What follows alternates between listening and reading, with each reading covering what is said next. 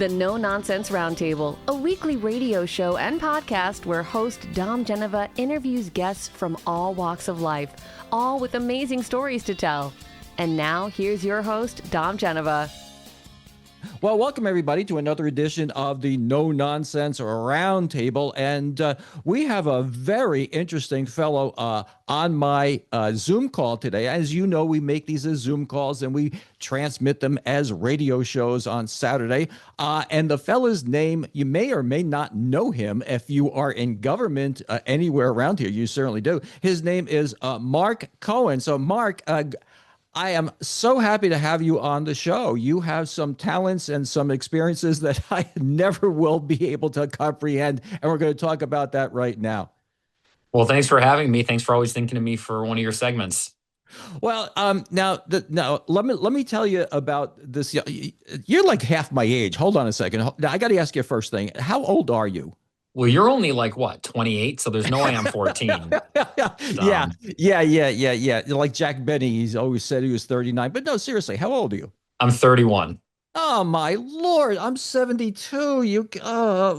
This is See, you horrible. shouldn't have asked, because now it's even worse than half. No, I know it's worse than that. But hold on, let me read this. Let me read what he's done. By this time in his life is like. I mean, you're just could you be my grandkid? Yeah, I don't know. It's amazing. But here, and this comes directly from the internet, so you know it must be true. He was a he's I'm going to read this verbatim. He worked in almost every side of government, congressional staff, the lieutenant governor's office, SUNY leadership, the Greater Rochester Chamber of Commerce. You were Bob Duffy's chief of staff, right? That's right. He's now vice president of government affairs of O'Donnell and Associates, where he represents businesses and organizations before state government, AKA a lobbyist, right? And this is a 32. You said 32. You did say 32. Right? Hey, 31. Don't 30, age me. Okay. 31. Well, that's all the difference in the world right there. But I mean, now, have you ever considered running for office yourself?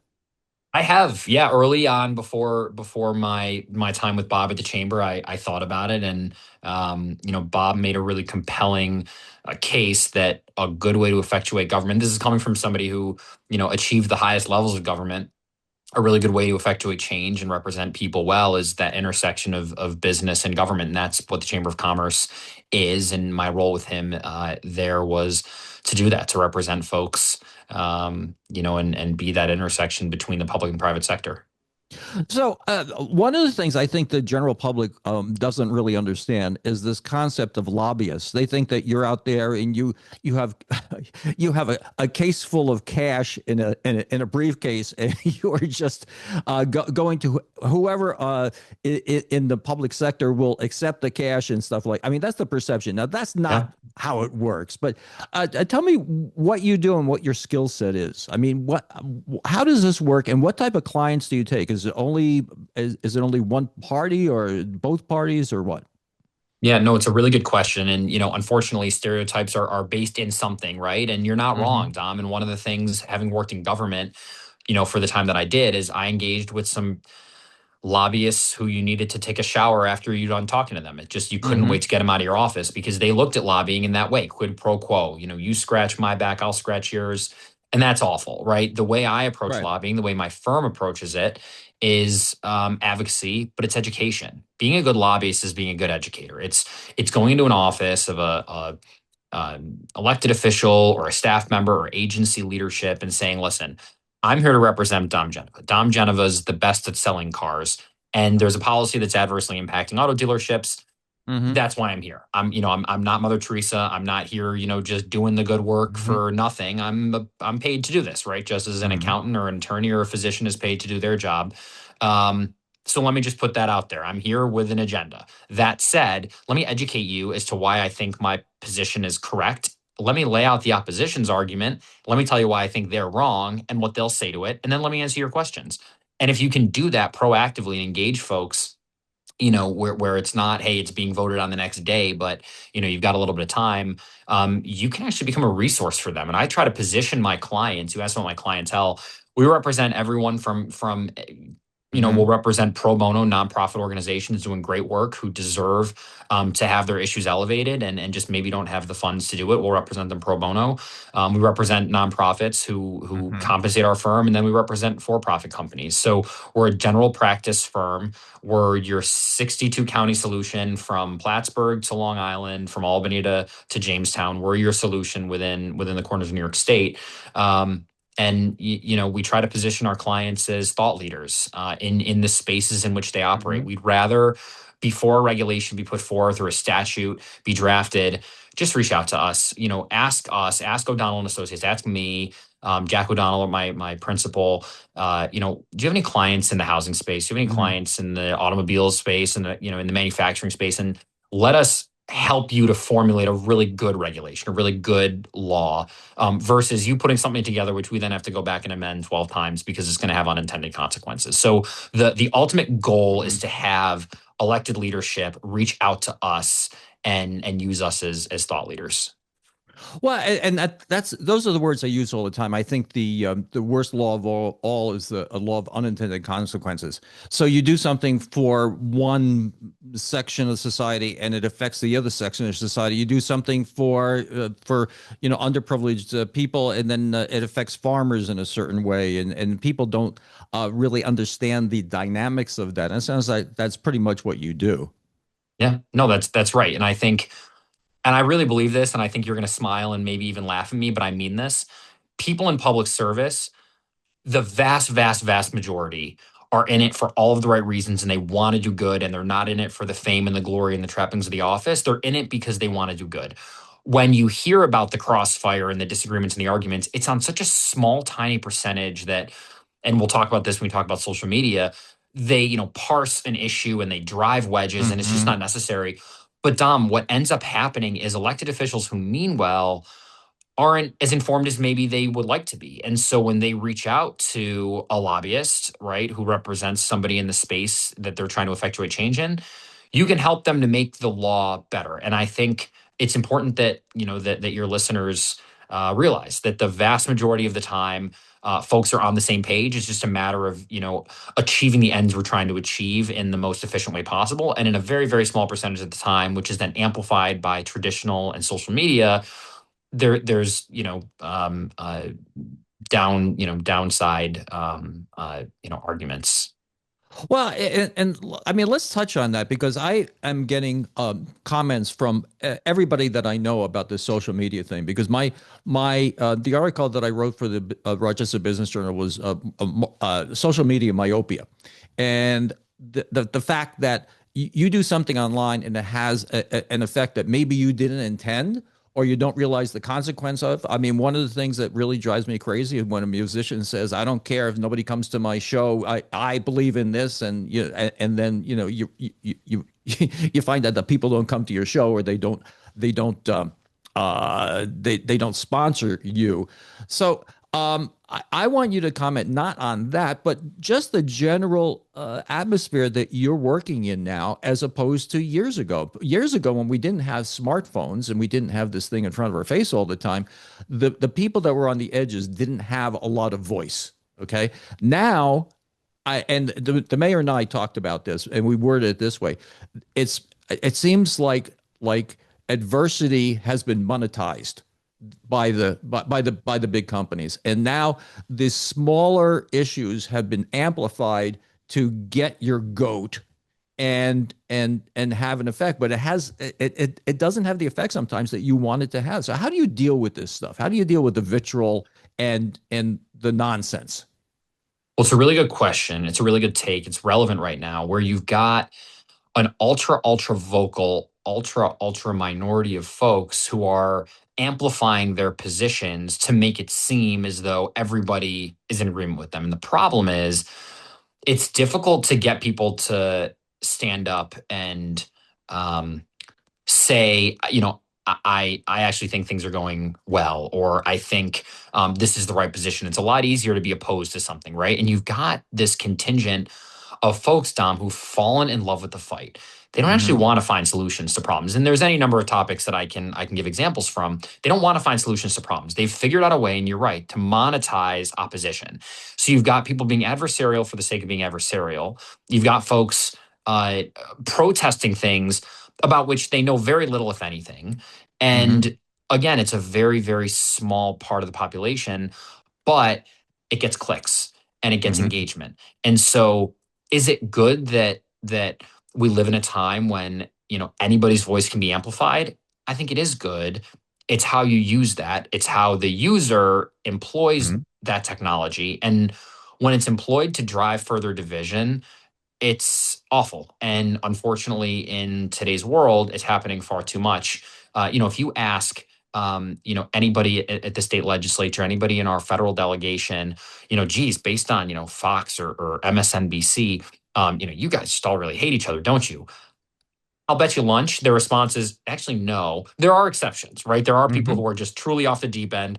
But I think their response would be like, no, actually, we just had drinks last night. No, we just had dinner together. Hmm. And that person looked me in the eye and said, yeah, I got to kind of be out there on this because it gets the clicks and people love it when I say it and it gets me donations. And the reality is that that's not generally where these people are. It's just what gets them attention. And so whether you're talking about the fringe individual or you're Hmm. talking about elected officials at the highest level, when you've got folks who are saying something to get a click or saying something, Hmm. to get attention, it's just generally not constructive.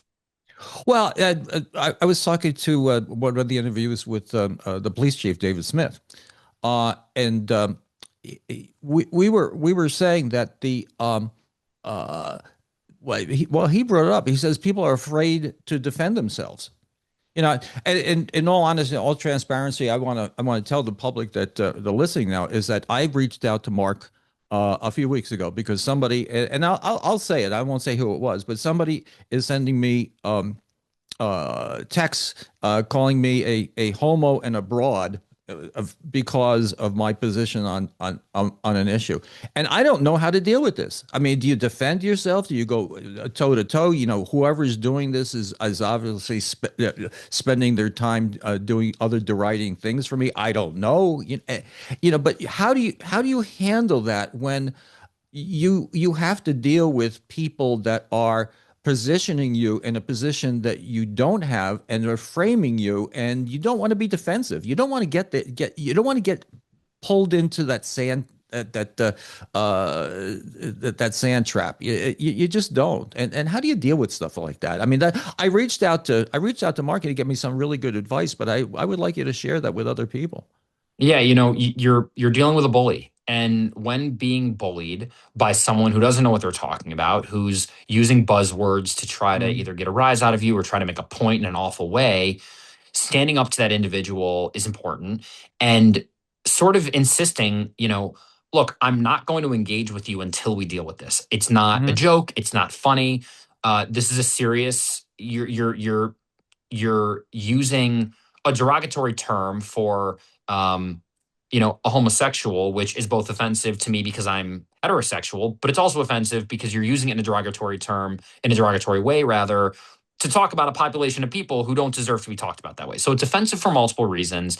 If you want to have a conversation, let's get Mm-hmm. coffee at this time, at this place, and we can talk as adults, but I'm not going to engage in you're using inappropriate slang towards somebody who is not a part of that community. It's just wrong. And you and I talked about that, and I think when somebody tries to laugh it off or Mm-hmm. have a sense of humor. I don't know, Dom. I know you pretty well. I think you have a pretty good sense of humor. It's not funny. It's not a joke. It's serious and it was relentless, right? So it was somebody Right. bullying you who you needed to stand Mhm. up to. And sometimes I was glad you reached out to me. I think sometimes folks just need somebody to bounce something like that off of and validate that what's being said is in fact wrong. Well, I appreciate you doing that because I have no political skills at all. I mean, I would have gone further up the ladder at Chrysler if I had political skills.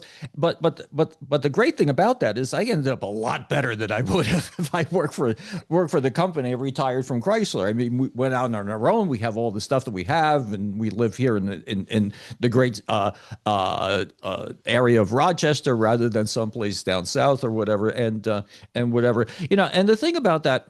the thing I'll add about that, if somebody thinks that I'm homosexual, I don't have a problem. I really don't have a problem with that. What I have a problem with it is that you're using the hammer as a weapon. I don't care that you have a hammer. You're using the hammer as a weapon, it's just it's just awful stuff. And But I was always no, it's what I said. yeah, It's not yeah, that it's not that right, there's no problem with being homosexual if you identify right. in that way. No, It's I using don't that care if as they a think I weapon. am. Yeah, But it's using but that as a weapon, and it's saying it in a way yeah, that's disrespectful both to that community and to well. you, and it's just wrong. Well, the funny thing is that, this is like the hydrogen bomb. This is not just an atomic bomb because he's calling me a broad in the in the same text. It's like, oh my Lord. And the thing is, talk about myopia. If I made that public, if I took that guy and the name and whatever, and I made that public, it was somebody that everybody knows. But anyway, let's talk about some other things. Did you see or have you downloaded or listened to the interview that I did with the guy with the paid protesting? I listened to the first Yeah, like yeah. half of it. Yeah, It's just when you sent it to me. yeah. So to review with everybody, I interviewed this fella, and he's really ticked off that Soros and everything is taking over his job because what he does is that he gets these paid protesters to come out and protest, and he says, well, why shouldn't they make money too? It's okay. I say, well, you're paying these guys like whatever it is, $100, $200 a day, and well, these people aren't going to compromise their morals, and they're what are you talking about? They're paid protesters. So I guess the thing is, it's not just it's not just political rallies either. I mean, you could come out and protest, the treatment of chickens at Chick-fil-A or something like that. But paid protesters. I mean, comment on that, will you? Yeah, I think it's dangerous to have folks taking a position on something. First of all, protesting just in general, standing up for what one believes in is appropriate, and are petitioning one's government and arguing our constitutionally protected rights, and you should do that. Where it becomes dangerous is when you're protesting something in potentially an adversarial situation where you've got counter protesters, and you're not actually educated about the topic, or you're educated about the topic insofar as somebody's handed you bullet points or chants and you're saying it.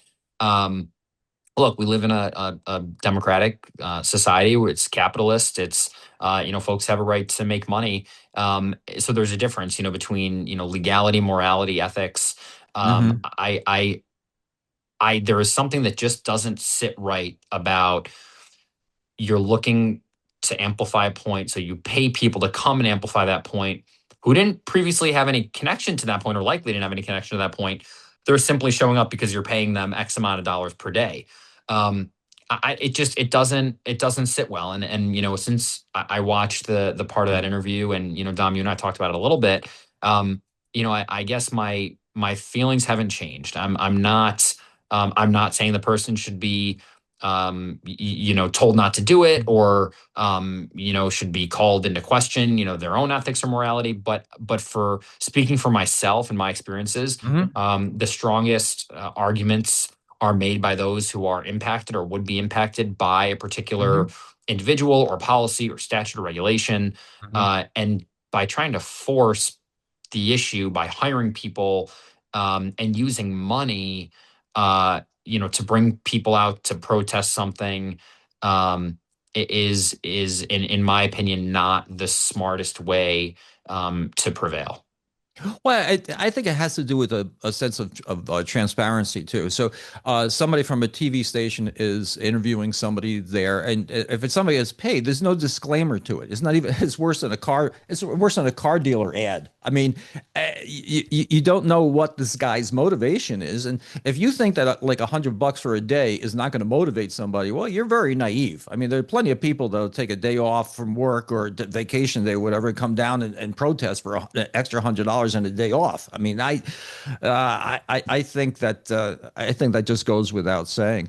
So tell me, of the things that you've worked on, what are the things that have been the most successful for you, or you enjoyed the most?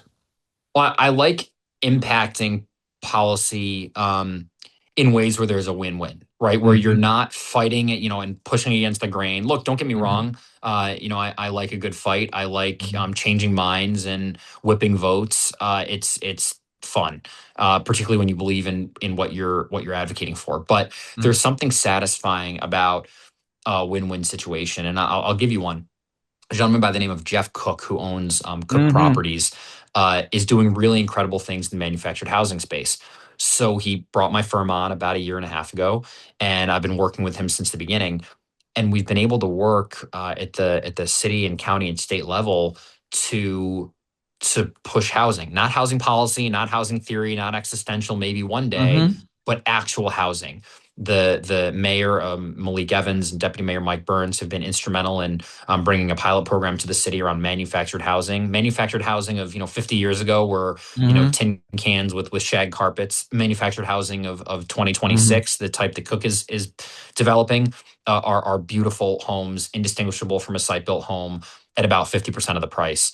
And we're working on a pilot now with the city. They put out an RFP, and I credit the mayor and deputy mayor in a big way. They put out an RFP for 9 lots, and Jeff Cook submitted for that RFP. We worked with him to build support around it, and he won all 9 lots in a part of the city Mm-hmm. that desperately needs housing. We're doing the same thing in Buffalo. We're doing the same thing in Syracuse. Hopefully, we'll be doing the same thing in other cities around the state. But there's something really, again, when you've got mayors and county executives.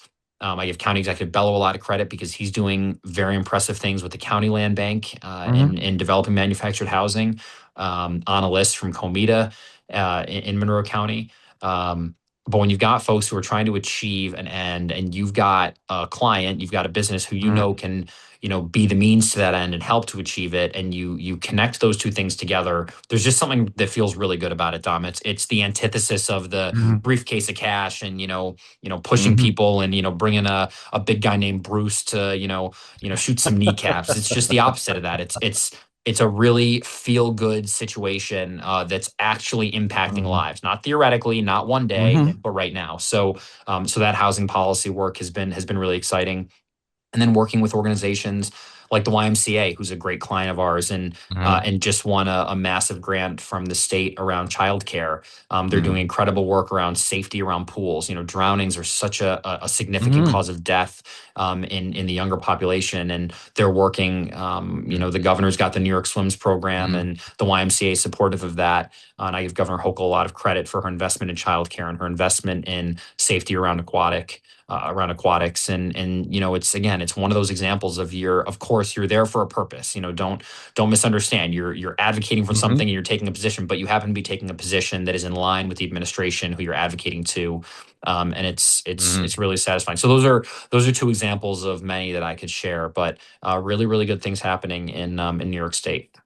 Well, I interviewed Jeff a couple of weeks ago about his program, and I say this is a capitalism at its best, because because as the government the government is putting the structure together. They're not funding this; he's funding this himself. I mean, but they're cutting through the red tape so you can get these things done. Now, if you talk about affordable housing, and you're absolutely right, years ago. The housing had two wheels and like I said, like you said, no air conditioning, a tin roof.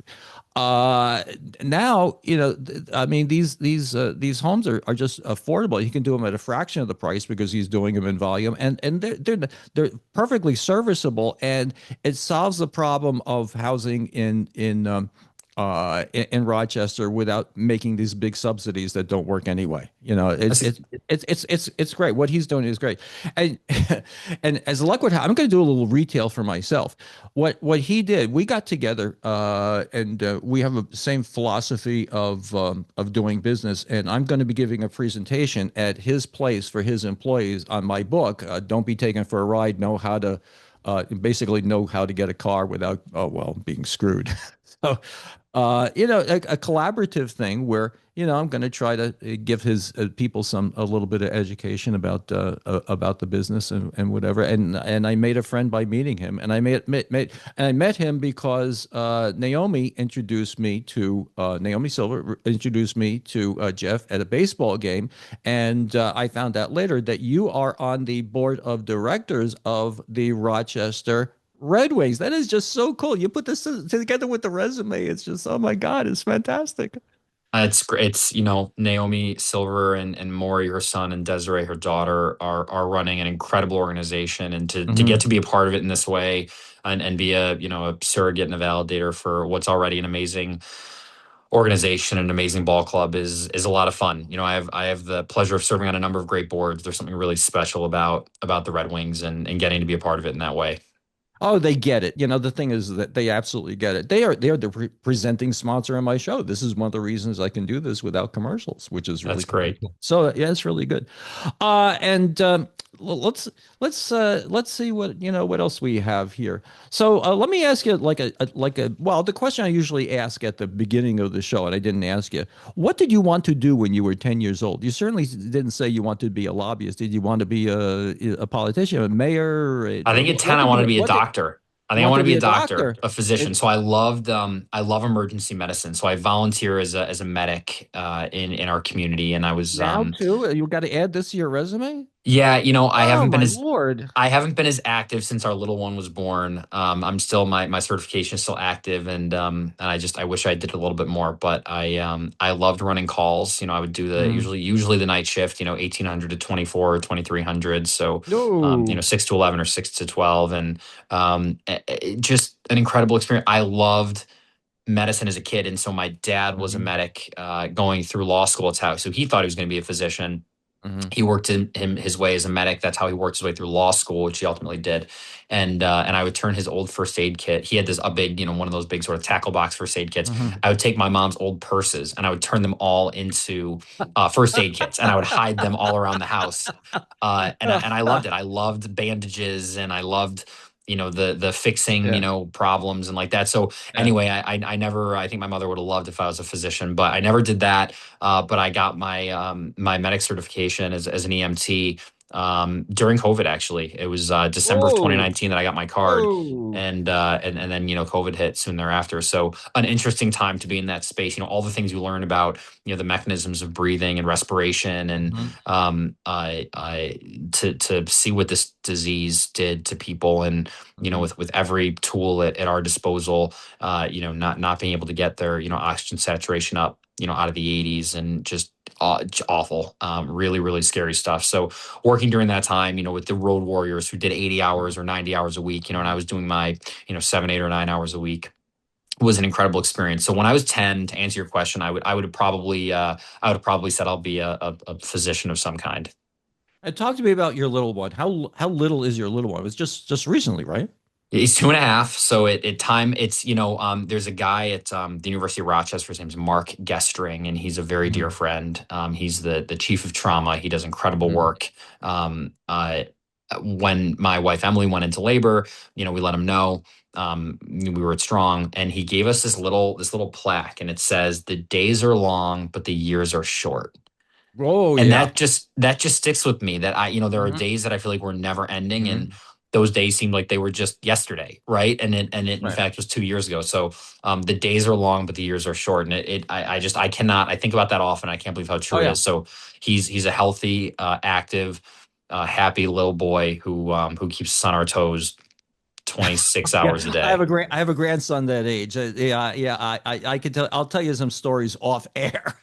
But there's something that I've come to believe. If you look in the eyes of your children, you realize that that child is supposed to be here.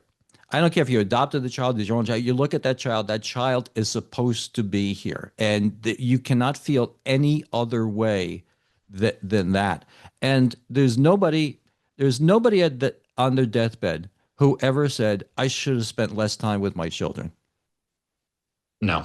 And in Oh, in my job yeah. now, I'm back and forth to Albany during Mhm. January to June during session, often every week. I'm back and forth to Albany, and then DC, on average, once Mhm. once a month. And I miss him like crazy. It's just, Yeah. parents, Yeah, you do. who were parents before us, friends of Mhm. ours, and then our own parents said, "Oh, you never knew you could love something so much." And I would be like, "What are you talking about? I Yeah, love my it's true. dog. I love my house. I love my phone. I love my wife. What are you talking about?" It is just, Yeah. until it's like one of those things, you got to experience it to feel it. I just, when I'm gone for, a night, I just miss him. I miss putting him to bed. I miss waking up in the morning.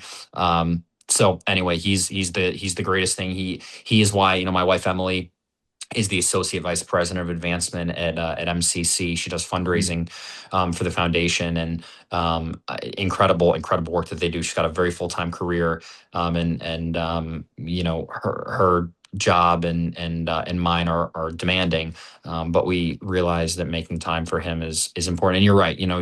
Will you regret not answering that email a little faster, or taking that phone call, or will you regret not being there when your kid said, "Hey, mommy, let me show you something," right? And then he just wants Right. to, whatever, show you a circle that Right. he drew. But those are the moments. Those are special.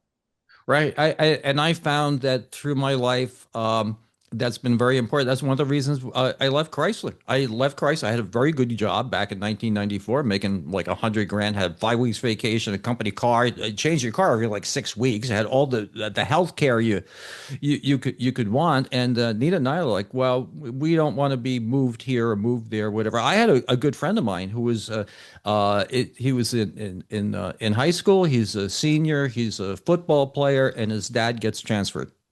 And I'm not. Now you got to rip him up and take him someplace else and whatever. Nah, I'm not dealing with that. At least I have a place to stay. And that's Consistency. a Yep. home.